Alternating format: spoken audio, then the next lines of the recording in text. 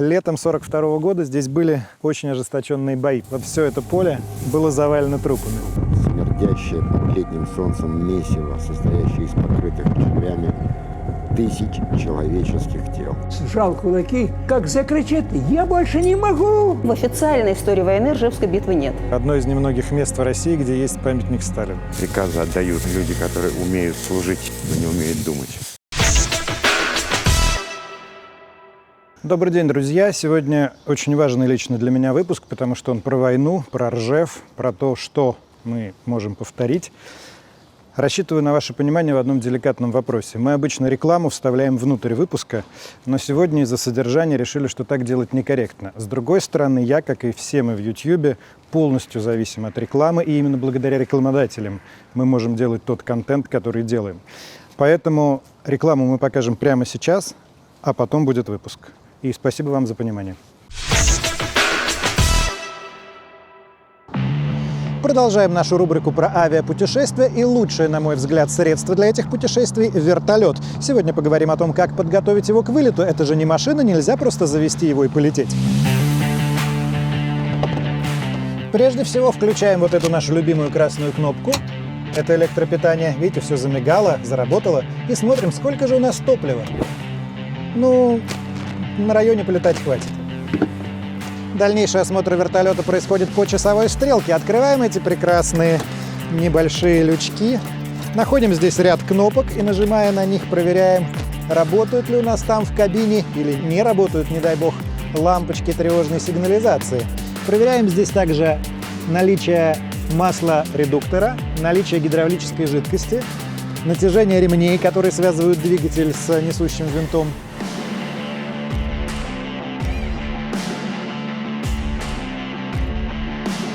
Проверяем состояние хвостового оперения, рулевого винта и наличие в нем масла. Проверяем наличие масла в двигателе и его уровень. Визуально проверяем состояние несущего винта. И после этого возвращаемся в кабину. Внутри проверяем состояние органов управления, нормально ли они перемещаются, и работу сигнализации падения оборотов. Работает. Это самая важная сигнализация, которую мы должны услышать в полете, если что. Все запомнили? Сейчас я задам контрольные вопросы, вы должны будете ответить без ошибки. Конечно, никто не ответит. И если вам вообще неохота запоминать все эти органы управления, оперения, проверки, то ваш выбор – Aviasales. Здесь всего за 3 клика можно купить авиабилет в любую точку мира, и для этого не нужна вообще никакая подготовка. Нет, ну конечно, можно вручную сравнивать цены на десятках сайтов, путаться в этих вкладках, все сделать самому, но зачем, если за вас это уже сделал Aviasales? Чтобы в него молния не попала. Быстрее, быстрее, быстрее, быстрее. Видите, надвигается гроза, мы срочно убираем вертолет. Но с Aviasales нам это ничего не страшно, все уже сделано за нас. Покупка билета занимает не больше 30 секунд, поэтому опытные авиапутешественники выбирают Aviasales. Короче, переходите по ссылке в описании, покупайте билеты на Aviasales и летите, куда вам заблагорассудится. И не думайте обо всей этой погоде. Видите, я уже сегодня никуда не полечу.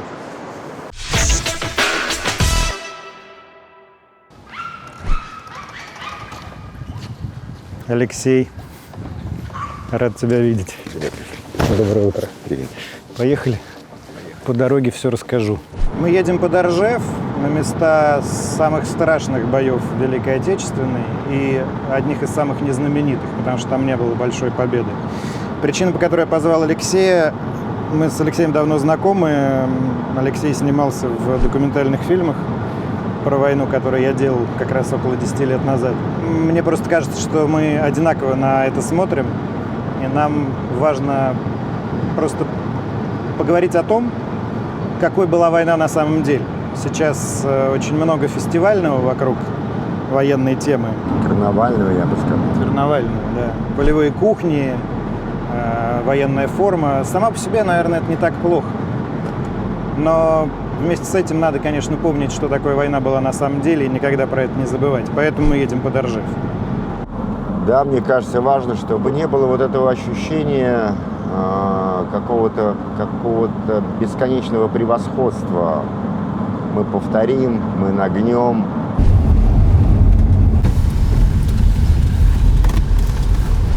Вообще, что касается состояния дорог, обратил внимание, что такое впечатление, что они во фронтовом состоянии поддерживаются. Просто берегут население, Что-то не ездили лишнее. чтобы скорость не развивали.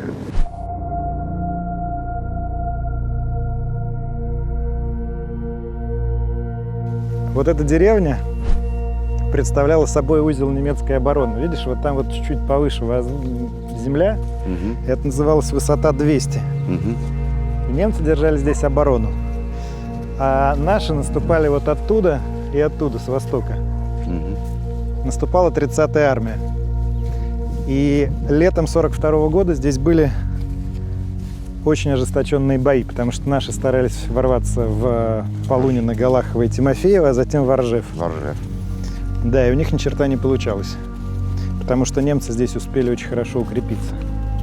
Все помнят битву под Москвой, но никто на самом деле не помнит, вернее, мало кто помнит, чем она закончилась. А закончилась она как раз вот здесь, потому что немцев отогнали сюда, и потом пытались взять город Ржев, ликвидировать Ржевский выступ и разбить 9-ю немецкую армию. Потери подсчитаны только в 4 наступательных операциях. Это из 15 месяцев боев на выступе 8 месяцев. Значит, они составляют более 1 300 000 человек. Это общие потери. Если брать безвозвратные потери, то это... То есть убитых. Убитые, да, безвозвратные потери, то это более 400 000 человек, примерно 450 000 человек. Значит, сравниваем мы со Сталинградской битвой. Там общие потери в Сталинградской оборонительной и наступательной операциях составили более 1 100 000 человек. Вот эта вот яма – это то, что копают поисковики. Вот здесь вот на самом деле, если мы возьмем миноискатель, Я все думаю, будет звенеть. Звенеть будет, да, все от металла.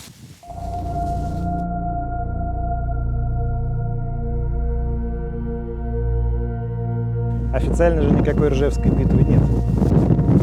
Есть ряд наступательных операций, боев местного значения. Ну, насколько я знаю, там столько сменилось командующих. Знаешь, я нашел мемуары Конева, и они начинаются с лета 43-го года.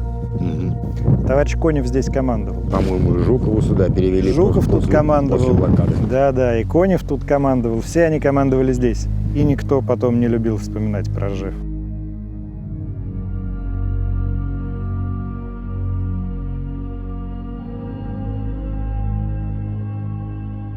Потом-то очень просто объяснить, за что люди погибли. Но в тот момент, когда они наступали в лоб на хорошо укрепленные немецкие позиции, вот здесь они как раз шли, это, конечно, сложно было объяснить. Ну, жизнь по приказу всегда чревата тем, что приказы эти отдают не всегда сведущие, профессиональные, умные, талантливые. Как правило, приказы отдают люди, которые умеют служить, но не умеют думать. Вот я хотел тебя попросить прочитать цитату как раз про приказы. Видишь, вот это из журнала боевых действий. Журнал боевых действий 16-й гвардейской стрелковой дивизии. 2 августа 42 года. противник продолжает оборонять Полунина, Галахова, Тимофеева. 5 августа наступление с задачей овладеть Полунино успеха не имело. 11 августа противник удерживает узел Полунина, Галахова, Тимофеева. Через 20 дней в дивизии меняется командующий, и Полунина штурмуют с другой стороны. После 2-часового боя деревня освобождена. То есть, понимаешь, они в течение 2 недель штурмовали в лоб с одной и той же стороны. Пойдем. Все это простреливалось. Все это простреливалось, и вот здесь все, вот все это поле было завалено трупами. Сейчас совершенно невозможно представить, как это может выглядеть и как это может ощущаться. Есть такой фронтовой писатель, его зовут Петр Михин. Он здесь воевал как раз под Полунино и оставил воспоминания о том, как это было. Его книжка называется «Артиллерист и Сталин дал приказ». Мы наступали на Ржев по трупным полям. В ходе ржевских боев появилось много долин смерти и рощ смерти. И побывавшему там трудно вообразить, что такое смердящее под летним солнцем месиво, состоящее из покрытых червями тысяч человеческих тел. Ты знаешь, нам, чтобы не сказали, что мы специально какие-то подтянули не те тексты, я тебе не говорил, но удивительным образом Петр Михин жив. И 2 недели назад мы записали с ним интервью. Снаряды, когда рвутся, мины, мы падаем, прячемся под эти трупы, а осколки вспарывают им животы, из животов сыпется червь на нас за шиворот. Вонь такая, что желудки наизнанку выворачиваются. Но невозможно ни дыхнуть, ни ничего. И тишина, и вот солнце жжет. Это ужасное состояние было. Но мы должны бежать в атаку. Это вот как раз вот здесь вот и было. Он описывает вот это поле.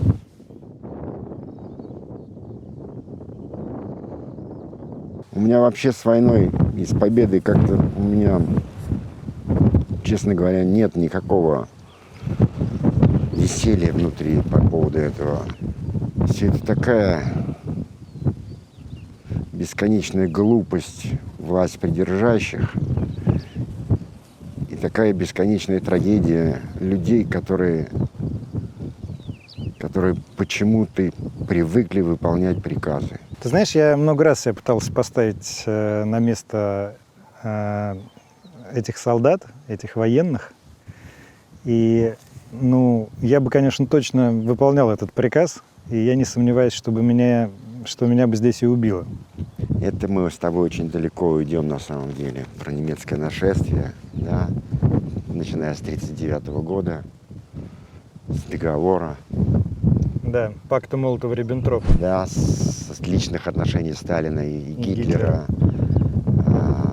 с их личных взаимодействий между собой. Попыток обмануть друг друга. Попыток обмануть друг друга. К сожалению, огромная Европа была вовлечена во все это. И простые мальчики, студенты политехнических институтов Или крестьяне одевали форму и шли убивать. Убивать же в человеческой натуре. Не знаю, не уверен. Сейчас, в 21 веке, когда все делается вот так, там нажали, а вон там взрыв произошел. И все, и сказали. А там погибло 100 террористов. Мало что там погибло. Водители террористов, жены террористов, повара террористов, дети террористов. Это ничего страшного. 100 террористов погибли.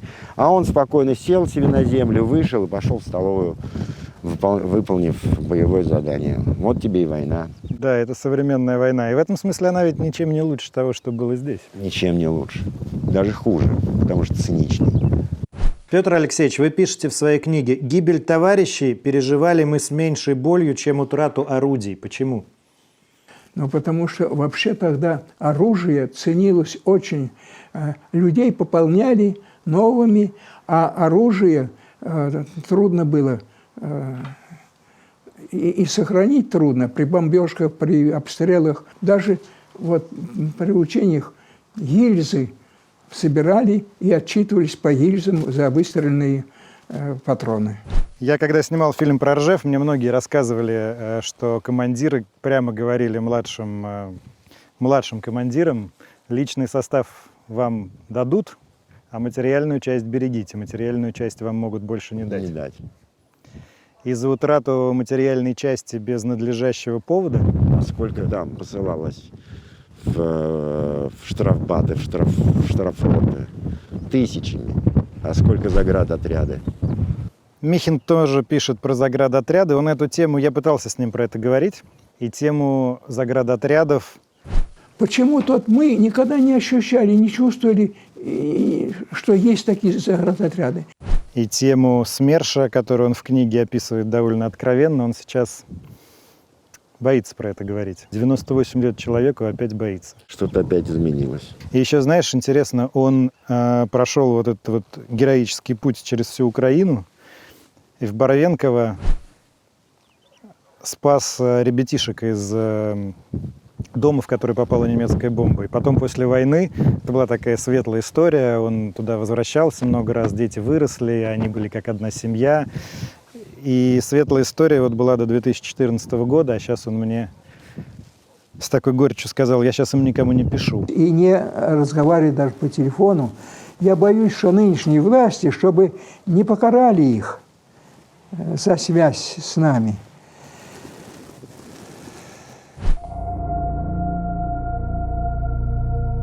Это вот мы шли просто по дороге, это совершенно не специально для съемок. Похоже на остаток артиллерийского снаряда. Так и есть. Вот такого добра здесь навалом. А гильз здесь вообще видимо-невидимо. Да.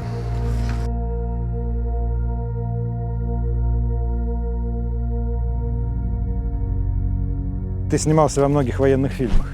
У тебя есть ощущение, что складывается какой-то новый канон фильмов про войну? Или каждый во что горазд, во что и кто и снимает?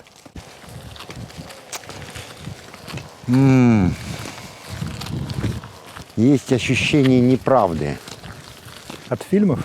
от фильмов, которые сейчас снимаются про войну. Вот все-таки сравнить их с такими картинами, как «Батальоны просят огня» или там, ну, Проверка на дорогах. «Проверка на дорогах» или там «А зори здесь тихие», да. Так это вопрос того, что сменились поколения, или это вопрос госзаказа? Я даже не знаю, но, во-первых, госзаказ, конечно, имеет значение. Имеет значение, ура, патриотическая картина, причем патриотизм должен быть выполнен в максимально доходчивой форме, не мудрство и лукаво, поэтому он так лезет с экрана. По поводу кино небольшая вставка. Мы приехали сейчас к Антону Долину, на мой взгляд, лучший кинокритик России. Здрасте. Рад приветствовать.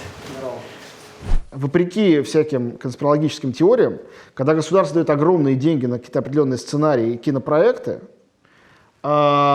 подразумевается со стороны нами, что государство дает, потому что там какие-то идеологически сделанные предложения, предположения. Так. И это надо оплачивать. Так. Но реальность в том, что государство не знает ни что коммуницировать этим продюсерам, сценаристам, режиссерам, ни как коммуницировать. И те начинают догадываться сами, что нужно государству в ответ на эти мысленные волны предложить. В меру своей грамотности и профессионализма. Совершенно верно. И мы имеем очень разные фильмы. Если немножко абстрагироваться от такой тоже иррациональной ненависти к Бондарчуку, как к некому воплощению зла, и посмотреть прямо фильм «Сталинград», вот прямо его посмотреть, вот не испытывать при этом, как говорят видеоблогеры, butthurt, а просто посмотреть, Священного трепета. да, то можно убедиться в том, что фильм «Сталинград» вообще-то пацифистский. Страх переждем. Ужас переждем. Войну. Да все переждем.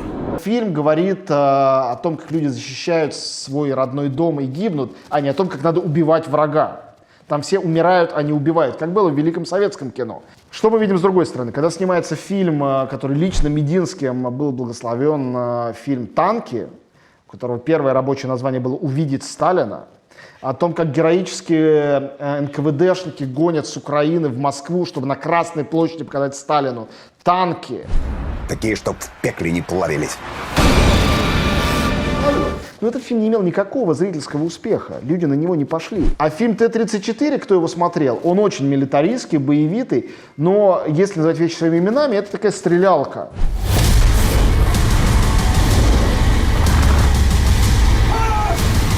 Как они сами в какой-то момент называли, а потом, по-моему, застыдились этого определения, «Форсаж на танках». Да. То есть где там идеология? Есть идеология в фильме «Форсаж»? А тут Это на скорее World of Tanks. Конечно, в мире конечно, кино, так да. и есть. Вот и вся идеология. Придумать ту бодрую форму, на которую подросткам будет не западло сходить в кино и заплатить за билет, и чтобы под попкорн это схавать во всех смыслах. Ничего страшного в том, что кино становится все более таким мейнстримовским, как бы, да, все более настроено на молодое поколение, которое жует попкорн. То есть я в этом ничего такого страшного не вижу. Это происходит во всем мире, не только в России, поверь мне. Но идеология все равно существует. Да? Да. Идеология существует, и существует цензура. Значит, я абсолютно уверен, что все сценарии, которые написаны про войну, они все проходят контроль в подобающих органах. Значит, В Минкульте? в Минкульте, назовем это Минкультом. Хорошо. Пускай будет Минкульт. Вот здесь в 1942 году стоит, я специально записал себе, 70 немецких дивизий вот на Ржевском выступе. А мы практически на самом острие Ржевского выступа. И 2 фронта Красной Армии. Калининский, которым командует Конев, Западный, которым командует Жуков. И здесь примерно 1 миллион человек красноармейцев. То есть вот сейчас мы идем, ну и, в общем, довольно пустынная деревня, как и все русские деревни. Представляешь, 1 миллион человек вот на довольно небольшом пятачке. Тут все густо населено. Почему здесь вообще все это происходило в 1942 году? Потому что Сталин после битвы за Москву решает, что сейчас он как Наполеон и Гитлера изгонит одним ударом. Да. И он заставляет армии по всему огромному фронту от Ленинграда до Крыма и наступать. И везде это заканчивается одинаково. Окружение, уничтожение. Окружение, Котел, уничтожение, котел, плен, котел, плен, плен, плен, плен. плен. Мне не удалось побывать в Сталинграде, но Ржева я не забуду. Может быть, были наступления, стоившие больше человеческих жизней, но не было, кажется, другого столь печального. Неделями шли бои за 5-6 обломанных деревьев, за стенку разбитого дома, до крохотных бугорок. Вот в этой деревне сейчас, сколько мы здесь, человек 20 видели, да? А здесь захоронено 12 тысяч красноармейцев вот тут. Кстати, ты помнишь, что если человек погибал в такой долине смерти и оставался там лежать, то есть не был официально захоронен на своей земле, то он считался без вести пропавшим, и семья не имела права получать ничего, никакого материального вспомоществования. потому что действовала презумпция виновности, предполагалось, что он, возможно, Что он, возможно, перешел на ту сторону, да. Слушай, сколько лет прошло, у нас все достают эти солдатские медальоны, книжечки солдатские. С прошлого года вот, до настоящий момент найдены останки 900 солдат, сержантов и офицеров. То есть они считаются как бы без вести пропавшими. Получается, что да, не без вести пропавшие, а безымянные. Безымянные. Да. А мы сейчас как раз с Алексеем читали воспоминания Петра Михина, и он описывает вот как раз под Полунина в несколько слоев лежавших убитых советских военнослужащих, которые наступали на Полунина. Что с ними потом произошло вот с этими останками? В то время нужно было уже кормить страну, нужны были поля все заравнивались, то есть шрамы, эти траншеи, воронки. Вот, потом под это все пахалось. Дядька мой, он как раз родился в годы войны. И вот он говорит, мы идем с бабушкой, лежат солдаты наши побитые. Ну, становишься в мешочке или в кармане, там сухарик найдешь, тут же сядешь на него, покушаешь и дальше идем. Ну, вот такое отношение, ну что сделаешь. Было. Сейчас, слава богу, вот, поисковые отряды, как сказать, неравнодушные люди, да? Какова роль случайности на войне? Вам везло? Везло. Очень везло. И вы знаете, на войне мы об этом никому не сообщали, не говорили, не радовались, боялись спугнуть вот этот счастливый случай, который все время оберегал тебя. А вот когда я стал писать, я решил все это сообщить, потому что это все интересно, все. Но я думал, а на меня Господь не обидится за то, что я вот об этом рассказываю теперь. Вот. Но подумал, я же, рассказывая, Его прославляю. Он меня оберегал, Он меня спас. Вот. Я вот поверил в существование этой силы. Услышав зловещий шум следующего снаряда, я бросился в ближайшую старую воронку. Рванул снаряд, пролетели осколки. Поднимаю голову посмотреть, не заливок Морозов, жив ли. И глазам не верю. Стоит в полный рост на прежнем месте, еще и ухмыляется. «Ты чего?» – в недоумении кричу. «Ты с ума сошел? Ложись!» «Да нет. Хочу лишь посмотреть, как ты решил выжить», – саркастически отвечает Морозов, не тронувшись с места. Со страшной силой налетела и стала рваться целая очередь новых снарядов. И тут взыграло самолюбие. Я тоже выпрямился в рост и небрежно спросил: «Пойдем, что ли?» «Пошли», как ни в чем не бывало, спокойно, буднично, сказал Морозов, и мы медленно, выхваляясь одним перед другим, пошли сквозь разрывы к пушечным окопам. Когда мы впрыгнули в орудийные окопы, немец потерял нас из виду и перестал стрелять. Бледные и потные мы сняли с голов пилотки и не спеша стали вытирать им лица. Верх пилотки Морозова был надвое рассечен осколком. «Товарищи капитаны, как вам не стыдно подставляться?» В один голос гневно загудели пожилые солдаты. «Ну и дураки мы с тобой», — сказал я, убежденно Морозову. Он сжал кулаки, он здоровый был такой мужик, сжал кулаки, поднес их к глазам, и у него брызнули слезы, и он как закричит: «Я больше не могу!» От него услышать такое, это вообще... Ну, представляешь, что такое был Морозов? Вот.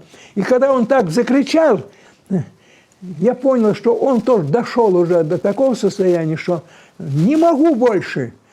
Ну, там по всем каналам доложили в штабы, вот, нас вызывают. На меня генерал как раз: «Ты что, ты такой-сякой, что это, хочешь подставиться, чтобы тебя ранило?» Вот. В общем, мне дал такую взбучку, а потом говорит: «Ну ладно, Бог с тобой». Вот здесь как раз была вот та ситуация, о которой потом написал Твардовский «Я убит под Оржевом». В сентябре 1942 года он был в этих местах, в районе Погорелого Городища, на Зубцовском направлении. И то, что он увидел, когда постоянные атаки одна за другой идут без всякой... в лоб, без всяких успехов, все равно идут. И вот стихотворение как раз «Я убит под Оржевом», оно появилось в 1945-1946 году, но навеяно этими событиями. Твардовский писал, что тогда он не смог ничего написать.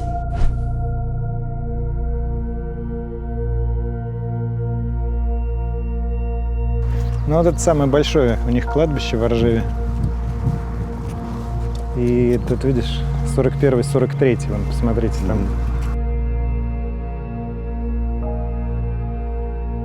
А там немецкое кладбище.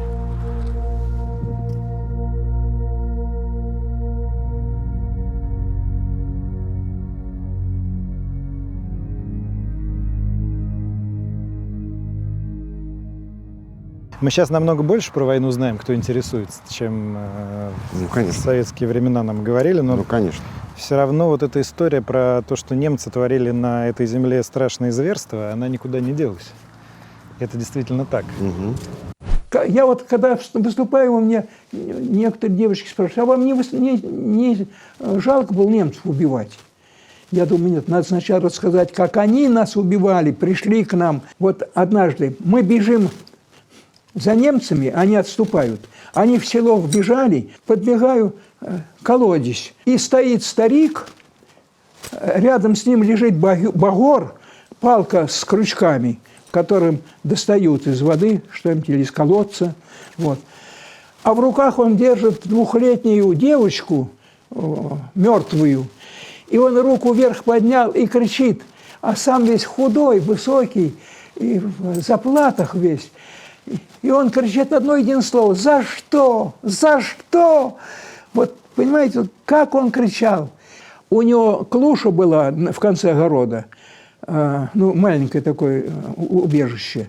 И летчик раненый на парашюте спустился и в этой клюше заночевал. А он со своими 5 или 4 ребятишками один в хате.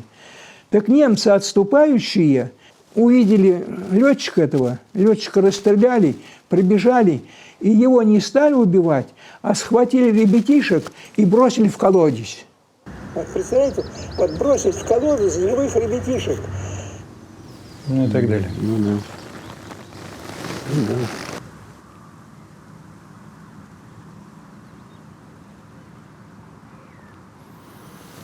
Пойдем? Да, никакой это не праздник. День скорби и памяти.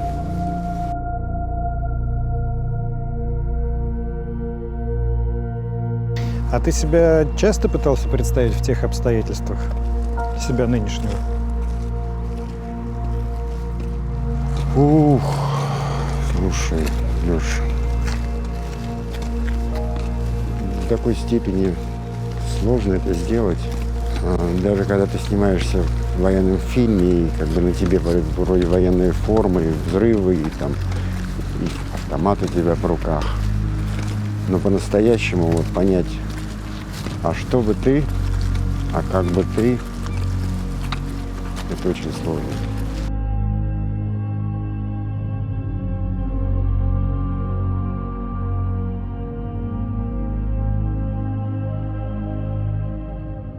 Светлана Александровна – это один из первых исследователей, который сказал, что Ржевская битва вообще была. В официальной истории войны Ржевской битвы нет.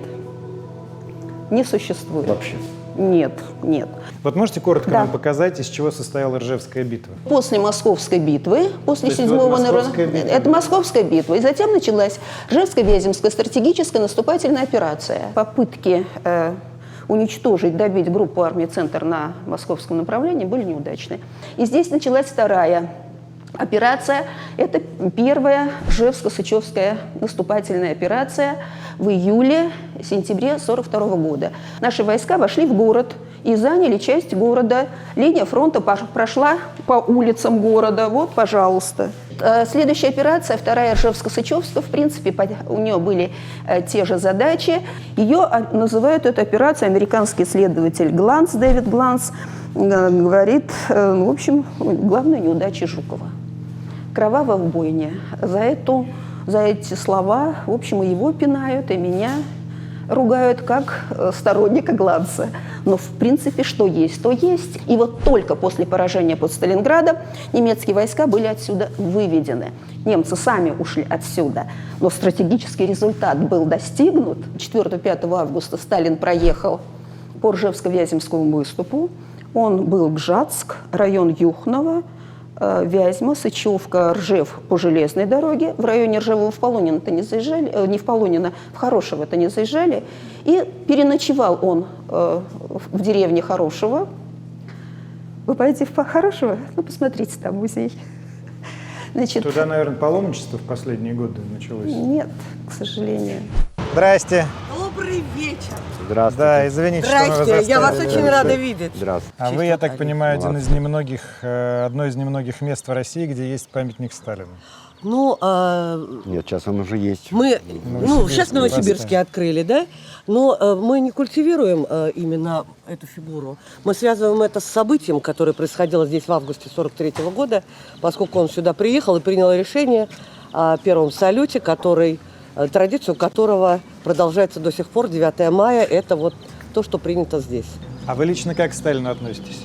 Я лично, будем говорить... Честно скажите. Честно, я вообще честный человек. Я отношусь к Сталину что называется, не традиционно, может быть, и не по-разному. Противоречивые мнения у меня у самой. Потому По-моему, что... это и есть традиционно. У нас сейчас принято говорить. Сталин был противоречивой фигурой. Нет, я, знаете, вот очень легко рассуждать о таких фигурах, руководителях нашего государства, сидя на диване и куря бамбук. Поэтому история все поставит на свои места. То есть вы думаете, еще не поставила? Нет, однозначно нет. А вот вы когда видите сейчас всякие парады детишек, одетых в военную форму, вот это все, у вас какие мысли возникают в связи с этим? Не знаю, никакие. Но умиления нет. Я хотел бы попробовать здесь избежать какого-то алармизма. Ну, кто-то одевает детей в эту военную форму, а я бы своих, например, не стал. Ну, хотят и пусть одевают, на самом деле. И когда происходят в Америке парады или исторические реконструкции по поводу там, гражданской войны, например, 19 века, ну, это же тоже кич. Конечно, это кич. Но культура перерабатывает реальную боль в кич, превращает это в абстракцию, превращает это в образ, это нормально. Ну, иногда это происходит на таком низовом уровне, анекдотичном. А какая ваша личная социология? Вы же разных людей видите здесь, да? В основном к Сталину какое отношение? В основном к Сталину приличные отношения, положительные. Это в основном. Ну, я негативно отношусь. Это, наверное, право каждого из нас, взрослых людей, и молодежь вообще по-разному, и чаще всего, наверное, тоже негативно относятся. Но я хочу сказать, что после просмотра даже в Ютубе, да, материалов для Колыма, вы знаете, усилился поток сюда туристов. Знаешь, какая мне мысль пришла в голову? Помнишь, мы говорили про карнавализацию всего? Я думаю, что когда поток туристов усиливается или ослабляется благодаря фильму Дудя, это на самом деле тоже карнавализация. Это не так плохо, что образ Сталина становится таким туристически карнавальным. Я бы на месте соседа ночью подпилил бы это дело. Пойдем спросим. Иди спрашивай, иди. Простите, пожалуйста, а как вам такое соседство? Просто не каждый живет по соседству с бюстом Сталина. Да это как дух, это вроде как-то, ну вроде приятно. Да? Да ну это, ну как, а как вы сами... Вы к Сталину как относитесь? Позитивно или негативно?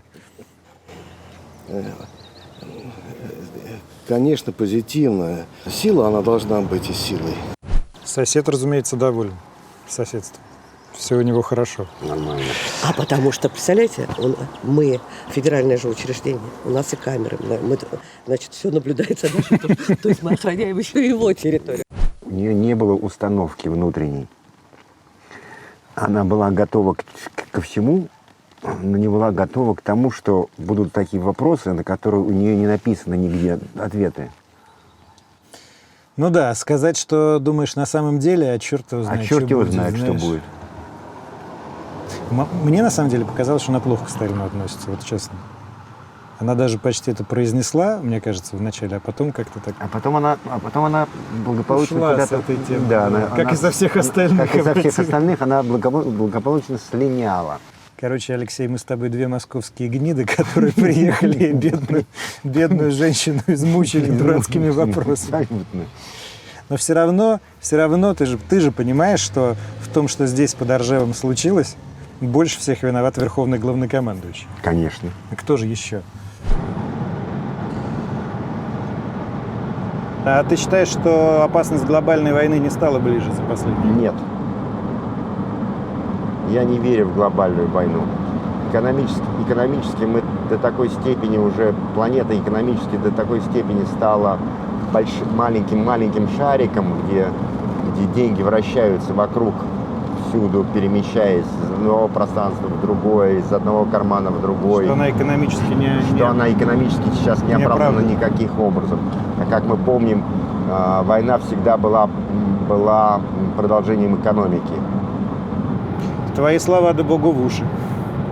Ну, так оно и есть.